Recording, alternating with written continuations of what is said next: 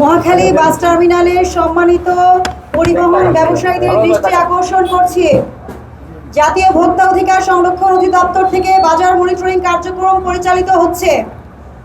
মহাখালী বাস টার্মিনালে পরিবহনের ক্ষেত্রে সেবা প্রদানের প্রতিশ্রুতি এবং বিআরটিএ কর্তৃক নির্ধারিত মূল্যে টিকিট বিক্রয় হচ্ছে কিনা বিষয়টি সরেজমিনে তদারকি করার জন্য জাতীয় ভোক্তা অধিকার সংরক্ষণ অধিদপ্তরের টিম এখানে এসেছে। সবাইকে বলছি, যারা পরিবহন বিজনেস করেন আপনাদেরকে ধন্যবাদ যে আজকে আমরা এখানে এসে একটা সুস্থ পরিবেশ পেয়েছি এবং আমরা যে কাউন্টারগুলো দেখেছি সবগুলোতেই বিআরটিএ কর্তৃপক্ষ কর্তৃক 19 মে 2025 সালে যে ভাড়া নির্ধারিত হয়েছে সবাই তার চেয়ে 5-10 টাকা কম করে নিচ্ছেন। সবাইকে অনেক অনেক ধন্যবাদ। আপনারা আইনের প্রতি শ্রদ্ধাশীল এবং আইন মেনে চলছেন। আমরা প্রত্যাশা করব ঈদের দিন পর্যন্ত এই সেবাটা এমনভাবেই চলবে, নির্বিঘ্নে চলবে এবং যাত্রীরা যখন ফেরত আসবেন তখনও যেন আপনারা সুন্দরভাবে ভোক্তাদেরকে এই সেবাটা দিতে পারেন এবং অবশ্যই বিআরটিএ কর্তৃক নির্ধারিত মূল্যে। পরিবহনের ক্ষেত্রে জাতীয় ভোক্তা অধিকার সংরক্ষণ অধিদপ্তরের আওতাধীন সেবা হচ্ছে পরিবহন। পরিবহন সেবায় কোনো ব্যত্যয় ঘটলে, কোনো ভোক্তা যদি এই সেবায় কোনো প্রতারিত হয় অথবা তার নিরাপত্তা বিঘ্নিত হয়, তিনি জাতীয় ভোক্তা অধিকার সংরক্ষণ অধিদপ্তরের হটলাইন নাম্বার 16121 এ অভিযোগ দায়ের করতে পারবেন। এছাড়া লিখিত অভিযোগ দায়ের করার জন্য জাতীয় ভোক্তা অধিকার সংরক্ষণ অধিদপ্তর সিসিএমএস সফটওয়্যার চালু করেছে, যেখানে যে কোনো ভোক্তা ঘরে বসে ইন্টারনেট সংযোগ থাকলেই মোবাইল নাম্বার রেজিস্ট্রেশনের মাধ্যমে অভিযোগ দায়ের করতে পারবেন। পরিবহনে যারা আছেন তাদের সাথে কিছু বিষয় শেয়ার করতে চাই। সাধারণত অধিদপ্তরে কি ধরনের অভিযোগ আসে আপনাদের সবাইকে বলছি। কিছু ক্ষেত্রে ভোক্তারা অভিযোগ করেন ওনাদের মালামাল হারিয়ে যায়। যেহেতু ঈদের সময় সবাই অনেক ব্যস্ত থাকেন, আমরা জানি সবাই তাড়াহুড়োর মধ্যে থাকেন, কিন্তু যদি আপনার লাগেজে চেঞ্জ হয়ে যায় অথবা হারিয়ে যায় তাহলে তো ঈদ করা সম্ভব হবে না। হবে সবাইকে কিন্তু এখানে সচেতন থাকতে হবে। যিনি পরিবহনের আপনারা কাউন্টারে যে আপনারা যে টোকেনটা দেন অবশ্যই টোকেনটা দেখে নাম্বারটা দেখে মিলিয়ে যতটুকু সময় লাগে ওই সময়টুকু নিয়ে সবার লাগেজ সবাইকে বুঝিয়ে দেবেন।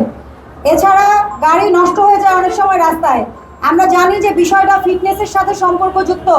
অনেক সময় ফিটনেস সার্টিফিকেট থাকার পরেও দুর্ঘটনাজনিত কারণে অথবা অপ্রত্যাশিতভাবে গাড়ি নষ্ট হতে পারে। সেক্ষেত্রে অবশ্যই ভোক্তাদেরকে আপনাদের প্রতিশ্রুত সেবা দিতে হবে।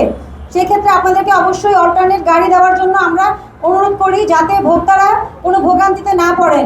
অথবা গাড়ি ঠিক করতে যদি কিছু সময় লাগে সেটা ভোক্তাদের সাথে কথা বলে সমঝোতার মাধ্যমে, পারস্পরিক সহমর্মিতার মাধ্যমে সময় নিয়ে গাড়ি বা পরিবহন যে প্রবলেমটা হচ্ছে সেটা সলভ করে ওনাদেরকে ওনাদের গন্তব্যস্থলে পৌঁছে দিবেন, এটাই আমাদের প্রত্যাশা।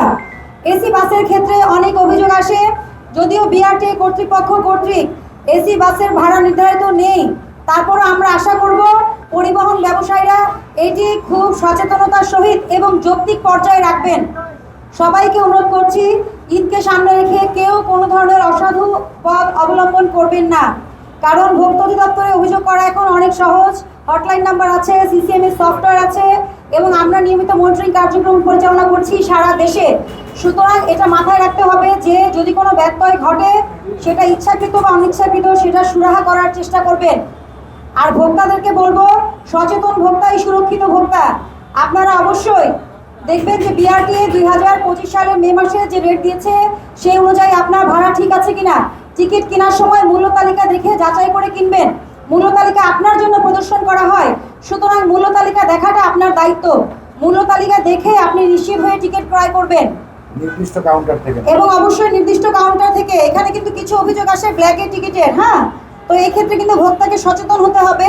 কাউন্টার ছাড়া আপনারা যত্রতত্র জায়গা থেকে কিন্তু টিকিট ক্রয় করবেন না, কারণ অনেকে হয়তো টিকিট কিনে থাকতে পারে যে কিছু টিকিট জমিয়ে রাখছে, পরে হয়তো 1-2 দিন পরে বিক্রি করবে, ঈদের দিন সকালে বিক্রি করবে। এই বিষয়গুলো কিন্তু সচেতন হতে হবে সবাইকে। আপনারা কাউন্টার থেকে টিকিট সংগ্রহ করবেন এবং নির্দিষ্ট বাসে উঠে যাত্রা শেষ করবেন।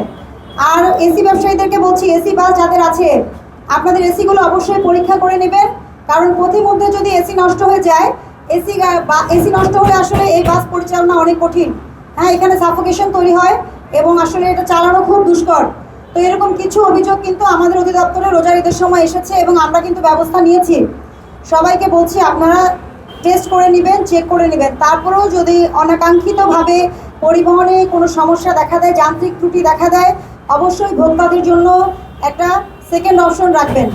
অবশ্যই তাদের জন্য একটা অপশন রাখতে হবে যাতে তারা নির্বিঘ্নে বাড়ি পৌঁছাতে পারে।